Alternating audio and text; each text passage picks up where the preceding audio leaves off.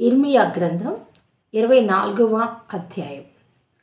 బబులోను రాజైన నెబుకద్నెజరు యూదా రాజైన యెహోయాకీము కుమారుడగు యెకొన్యాను యూదా ప్రధానులను శిల్పకారులను కంసాలులను యెరూషలేము నుండి చెరపట్టుకుని బబులోనుకు తీసుకుని పోయిన తరువాత యెహోవా నాకు చూపగా, యెహోవా మందిరము ఎదుట ఉంచబడిన 2 గంపల అంజూరపు పండ్లు నాకు కనపడెను.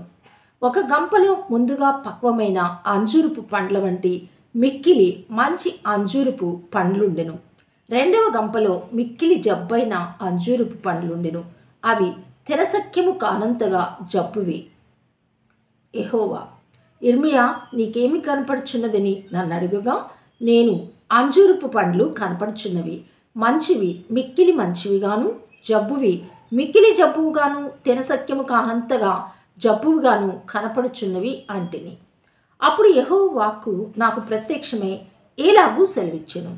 ఇశ్రాయేలు దేవుడైన యెహోవా ఆజ్ఞ ఇచ్చినదేమనగా, వారికి మేలు కలగవలనని ఈ స్థలము నుండి నేను కల్దీయుల దేశమునకు చెరగా పంపు యూదులను ఒకడు ఈ మంచి అంజూరపు పండ్లను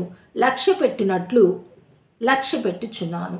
వారికి మేలు కలుగునట్లు నేను వారి మీద దృష్టి ఉంచుచు ఈ దేశమునకు వారిని మరలా తీసుకుని వచ్చి పడగొట్టక వారిని కట్టెదను, పెళ్లగింపక వారిని నాటెదను.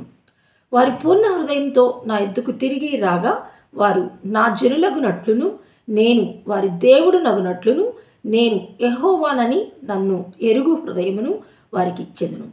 మరియు యూదా రాజైన సిద్కియాను అతని ప్రధానులను దేశములో శేషించిన వారిని ఐగుప్తు దేశమున నివసించు వారిని మిక్కిలి జబ్బువైనందున తినసఖ్యము కాని ఆ జబ్బు అంజూరపు పండ్ల వలె ఉండ చేసేదనని యెహోవా సెలవిచ్చుచున్నాడు.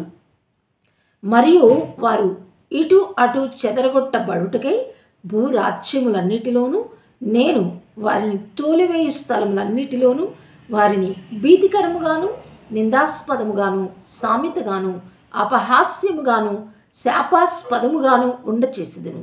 నేను వారికిని వారి పితరులకును ఇచ్చిన దేశములో ఉండకుండా వారు పాడైపోవు వరకు నేను ఖడ్గమును క్షామమును తెగులును వారిలోనికి పంపెదను.